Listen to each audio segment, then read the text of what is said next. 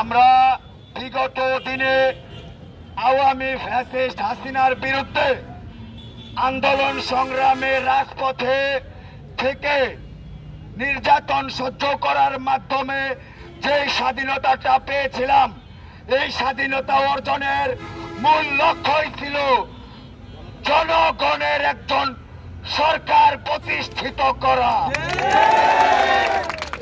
আমরা যারা নতুন তরুণ এইখানে আমার মনে হয় কেউ আজ অব্দি ভোট দিতে পারি নাই।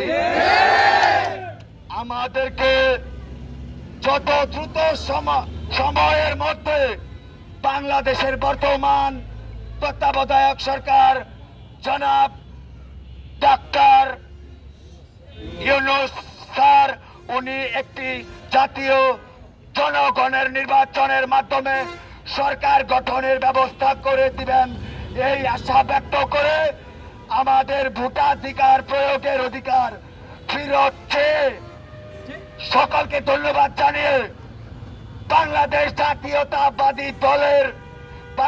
জাতীয়তাবাদী যুব দলের পাশে সকলকেই থাকার আহ্বান জানিয়ে আমি আমার সংক্ষিপ্ত বক্তব্য এখানে শেষ করছি।